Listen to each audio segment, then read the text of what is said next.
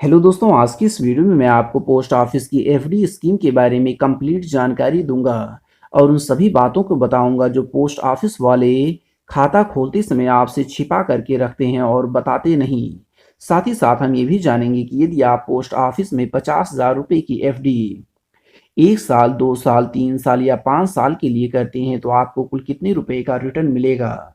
वैसे आप नीचे कमेंट करके ज़रूर बताएं कि आप पोस्ट ऑफिस में कितना रुपया जमा करना चाहते हैं, ताकि मैं उसी के अनुसार कैलकुलेटर से कैलकुलेट करके बताऊं कि आपको कुल कितने रुपए का रिटर्न मिलेगा। तो चलिए जान लेते हैं पोस्ट ऑफिस की एफडी स्कीम 2026 के बारे में पूरी जानकारी। जैसे कि टैक्स बेनिफिट कितना और कैसे मिलेगा, टीडीएस कितना और कैसे कटेगा, समय से पहले पैसा निकालने पर क्या होगा, पोस्ट ऑफिस में एफडी खाता कैसे खुलवाएं, इसके लिए कौन कौन से डॉक्यूमेंट्स की ज़रूरत होगी, कितने पैसों से एफडी शुरू कर सकते हैं, कितना ब्याज मिलेगा, नॉमिनी फैसिलिटी है या नहीं, खाता को एक पोस्ट ऑफिस से दूसरे पोस्ट ऑफिस में ट्रांसफ़र कर सकते हैं या नहीं, ये सारी जानकारियाँ आज की इस वीडियो में मैं आपको बताऊंगा। तो आइए दोस्तों, सबसे पहले देखते हैं टैक्स बेनिफिट के बारे में। दोस्तों, अगर आप पोस्ट ऑफिस की 1 साल, 2 साल, 3 साल या 5 साल की सामान्य एफडी में निवेश कर देते हैं तो आपको कोई भी टैक्स बेनिफिट नहीं मिलने वाला है। टैक्स बेनिफिट लेने के लिए आपको पोस्ट ऑफिस की टैक्स सेविंग एफडी में निवेश करना होगा जो 5 साल की होती है। और 5 साल की इस एफडी में आप जब निवेश करेंगे तो आपको 1.5 लाख रुपए तक का जो है टैक्स में छूट मिलेगा। और यहाँ पर आपको ध्यान रखना होगा कि इसमें जो लॉक इन पीरियड होता है वो 5 साल का होता है। यानी कि इस स्कीम में जब आप पैसे लगा देंगे तो आप 5 साल तक अपने पैसे को नहीं निकाल पाएंगे। देखिए, मैं यहाँ पर एक एग्जांपल लेकर के आपको बता दे रहा हूँ कि अगर आपकी सालाना आय जो है वो 6 लाख रुपए है तो इस केस में आपको 1.5 लाख रुपए तक का तो टैक्स बेनिफिट मिल जाएगा। तो बचा कितना? 4.5 लाख रुपए। अब इस 4.5 लाख रुपए पर आपको टैक्स देना पड़ेगा, लेकिन हम जानते हैं कि 4 लाख रुपए तक जो होता है वो कोई भी टैक्स नहीं लगता, इस पर टैक्स नहीं लगेगा 4 लाख रुपए तक अगर आपकी आमदनी है।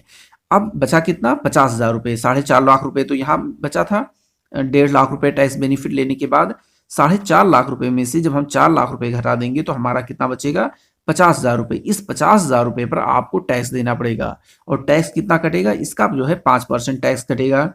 अगर आप इस स्कीम में पैसा नहीं लगाते तो आपको टैक्स कितना कटता? 6 लाख रुपए सैलरी होती, 4 लाख रुपए तक आपको टैक्स बेनिफिट मिलता, तो इस हिसाब से कितना बचा? 2 लाख रुपए। इस 2 लाख रुपए पर आपको 5% का टैक्स देना पड़ता। अभी इस स्कीम में अगर आप पैसा लगा देंगे इस एफडी में तो आपको केवल और केवल 50,000 रुपये पर आपका टैक्स देना पड़ेगा। यानी कि आपका जो टैक्स है वो काफ़ी कम हो जाएगा, 1/4 हो जाएगा।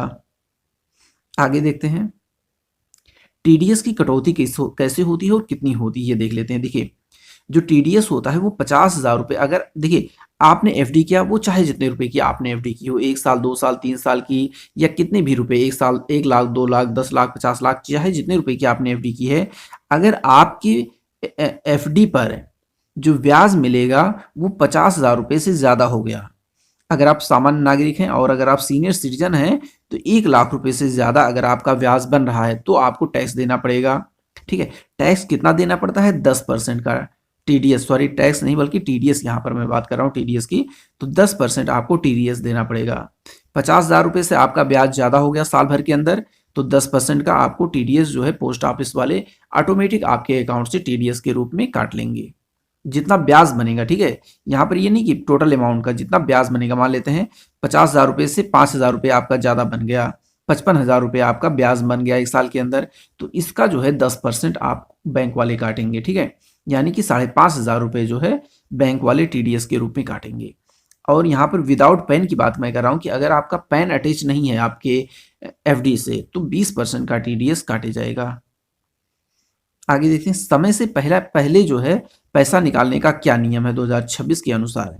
तो देखिए, सबसे पहले तो आपको एक दिमाग में अपनी बात गांठ लेनी है कि अगर आप पोस्ट ऑफिस में निवेश करते हैं एफडी में तो 6 महीने तो लॉक इन पीरियड होता है। चाहे जितने रुपए की एफडी करें, चाहे जितने साल के लिए एफडी करें, तो 6 महीने तक तो आप पैसे निकाल ही नहीं सकते, ये भूल जाइए आप। ठीक है, अब बचा कितना? 1 साल की अगर आप एफडी करते हैं तो आपको देखिए 6 महीने तक तो आप वैसे भी पैसे नहीं निकाल पाएंगे 1 साल के अंदर, और 1 साल वाली एफडी कितना बचा? कितना? 6 महीने और बचा 1 साल की एफडी में। तो इस बीच में आप पैसे निकाल सकते हैं। इस बीच में अगर आप पैसे निकाल लेते हैं 6-20 में, तो आपका जो ब्याज होगा वो केवल और केवल 4% मिलेगा, जो कि पोस्ट ऑफिस का जो सेविंग अकाउंट होता है उसके बराबर होता है। वहीं अगर आप 2 साल, 3 साल या 5 साल की एफडी करेंगे, तो आपको जो है जितना भी ब्याज बनना था उसका 2% जो है आपको कम ब्याज मिलेगा। मान लेते हैं आपने 3 साल की एफडी की, ठीक है, और इस पे हमें ब्याज बनना था 7%, ठीक है। वैसे 3 साल की एफडी पर आपको 7.1% का ब्याज मिलता है, ठीक है, मान लेते हैं। अब देखिए आपने इसको तोड़ दिया साल भर बाद, या कभी भी आपने तोड़ा। 3 साल की एफडी है तो 3 साल से पहले ही तोड़ेंगे इसको, और 6 महीने के बाद ही तोड़ेंगे। तो आपने कभी भी तोड़ा तो अब इसका जो है 2% आपको कम मिलेगा, यानी कि आपको कितना मिलेगा, 5.1% का ब्याज आपको यहां पर मिलेगा। आगे देखते हैं। खाता खोलने के लिए आवश्यक दस्तावेज कौन कौन से लगते हैं। बिल्कुल बेसिक चीजें हैं। Aadhaar card, PAN card, mobile number और पासपोर्ट साइज फोटो, ये चीजें आपको लगती हैं। जब भी आप पोस्ट ऑफिस में खाता खुलवाने के लिए जाएं तो ये चीजें आप अपने साथ लेकर के जरूर जाएं। बेसिक चीजें हैं, लेकिन कई लोग इसको भूल जाते हैं। आगे देखते हैं खाता कैसे खोला जाता है। तो देखिए, तो खाता जो है 2 तरीके से खोला जाता है। एक होता है ऑफलाइन तरीके, और जो वर्तमान समय में काफी प्रचलित है वो है ऑनलाइन तरीका। ऑफलाइन तरीके में क्या करना है, आपको पोस्ट ऑफिस में जाना है, जो खाता खोलने का फॉर्म होता है उसे भरना है। केवाईसी डॉक्यूमेंट्स जैसे कि Aadhaar card, PAN card, photo, mobile number, ये चीजें जो है आपको जमा करके आपको अपना केवाईसी करवा लेना है। अब आपका खाता खोल दिया जाएगा। खाता खोलने के बाद आप कैश या चेक के माध्यम से जितने रुपए की भी एफडी कर रहे हैं, मान लो 50,000 रुपए की एफडी कर रहे हैं, तो आप कैश जमा कर दीजिए या फिर चेक ले आइए किसी बैंक का। अगर आपके पास चेक है तो वो चेक जमा कर सकते हैं, ठीक है। अब दूसरा जो तरीका है वर्तमान समय में काफी प्रचलित है, वो है ऑनलाइन तरीका। तो देखिए दोस्तों, ऑनलाइन केवल वही लोग खोल सकते हैं जिनका पहले से पोस्ट ऑफिस में अकाउंट है। मान लेते हैं आपका सेविंग अकाउंट जो है पोस्ट ऑफिस में चल रहा है, तो और यहाँ पर ये केस होना चाहिए कि आपके पास नेट बैंकिंग हो। बहुत से लोग नेट बैंकिंग नहीं लेते हैं, वो लोग नहीं चला पाते हैं तो नेट बैंकिंग नहीं लेते हैं। लेकिन अगर आपके पास नेट बैंकिंग है तो आप ऑनलाइन ओपन कर सकते हैं। बिल्कुल सिंपल प्रोसेस होता है। आपको एप्लीकेशन को लॉगिन करना होगा, वहां पर एक रिक्वेस्ट का सेक्शन आता है, उस पर जाना है और 1 टाइम डिपॉजिट अकाउंट पर क्लिक करना है। यहाँ पर जब क्लिक करेंगे तो आप जितने रुपए की भी एफडी करनी चाहते हैं उतना रुपया सेलेक्ट करके पैसा कटा दीजिए, उसको सबमिट कर दीजिए। अब आपकी रसीद डाउनलोड हो जाएगी और आपका जो है एफडी जो है चालू हो जाएगा। आगे देखते हैं एफडी खाता में कितना रुपया जमा करना होगा। तो देखिए दोस्तों, जो पोस्ट ऑफिस में एफडी होता है वो मिनिमम आप 1,000 रुपये से शुरू कर सकते हैं। अधिकतम की यहाँ पर कोई भी लिमिट नहीं है, आप चाहे जितने रुपए की एफडी कर सकते हैं। कितने साल की होती है, तो 1 साल से लेकर के 5 साल तक के लिए होती है। लेकिन यहाँ पर आपको 4 साल की एफडी नहीं मिलती है। 1 साल, 2 साल, 3 साल और 5 साल की एफडी होती है, 4 साल की एफडी नहीं होती, और ना ही 5 साल से ज्यादा की एफडी होती है। प्री मेच्योर निकासी की सुविधा, इसके बारे में मैंने स्टार्टिंग में आपको डिटेल से बताया है। आगे देखते हैं नॉमिनी जोड़ने की सुविधा। तो बिल्कुल एफडी खाता में नॉमिनी जोड़ने की सुविधा मिल जाती है।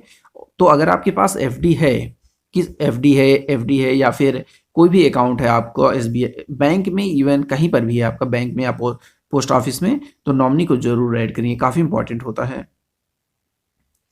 आगे देखिए खाता ट्रांसफर करने की सुविधा। तो बिल्कुल आप एक शहर की पोस्ट ऑफिस से दूसरे शहर की पोस्ट ऑफिस में अपने इस जो पोस्ट ऑफिस का एफडी अकाउंट है इसे ट्रांसफर कर सकते हैं। क्या करना होगा इसके लिए, आप जिस नए शहर में गए हैं ना, तो वहां पर आप अपना पासबुक लेकर के जाइए उसके पोस्ट ऑफिस में और उनको दीजिए, उनको बोलिए कि मुझे जो है अब इस पोस्ट ऑफिस में ट्रांसफर करवाना है। तो वो लोग ऑटोमेटिक जो है कुछ ही सेकंड नहीं बल्कि मिनट, 2-4 मिनट में वो ट्रांसफर कर देते हैं। बिल्कुल आसान प्रोसेस होता है। अब देखते हैं इंटरेस्ट रेट कितना मिलने वाला है, ब्याज दर कितना मिलेगा। तो देखिए दोस्तों, अगर आप 1 साल का एफडी करते हैं तो आपको 6.9% का ब्याज मिलेगा। 2 साल की अगर आप एफडी करते हैं तो 7% का ब्याज मिलेगा। 3 साल की अगर आप एफडी करते हैं तो 7.1% का ब्याज मिलेगा। वहीं अगर आप 5 साल की एफडी करते हैं तो 7.5% का ब्याज मिलेगा। अब मैं यहाँ पर 50,000 रुपये का एग्जाम्पल लेकर के चल रहा हूँ। वैसे आप जितने रुपए भी एफडी करना चाहते हैं आप कमेंट करिएगा, मैं उसी के अनुसार कैलकुलेटर से कैलकुलेट करके बता दूंगा कि आपको कितना रिटर्न मिलेगा, ठीक है। तो यहाँ पर मैं 50,000 रुपये लेकर के चल रहा हूँ। 50,000 रुपये अगर आप 1 साल के लिए एफडी करते हैं तो इस केस में आपको जो ब्याज मिलेगा वो कितना मिलेगा, 6.9% का। और इस हिसाब से आपका टोटल अमाउंट जो बनने वाला है वो होगा 53,540 रुपये। और इसमें से जो इंटरेस्ट का पैसा होगा वो होगा 3,540 रुपये, ये सिर्फ ब्याज मिलेगा और टोटल अमाउंट इतना हो जाएगा। अगर आप 50,000 रुपये है वो 2 साल के लिए निवेश कर देते हैं पोस्ट ऑफिस में, तो 2 साल के केस में आपका जो ब्याज दर होती है वो 7% हो जाती है। और इस हिसाब से आपका जो 50,000 है वो 2 साल बाद बढ़ करके 57,444 रुपये हो जाएगा, जिसमें से जो ब्याज का पैसा होगा वो होगा 7,444 रुपये। इसी तरह से अगर आप 3 साल के लिए एफडी कर देते हैं पोस्ट ऑफिस में, तो 50,000 रुपये जो है 3 साल के केस में कितना ब्याज देने वाला है, हमें 7.1% का ब्याज देगा। और जो टोटल अमाउंट हमारा वो होगा 61,574 रुपये, जिसमें से जो ब्याज का पैसा होगा केवल वो होगा 11,754 रुपये। इसी तरह से अगर आप 50,000 रुपये की एफडी जो है 5 साल के लिए करते हैं, ठीक है, तो इस केस में आपको 7.5% का ब्याज मिलेगा और यही ब्याज जो है सर्वाधिक है पोस्ट ऑफिस में।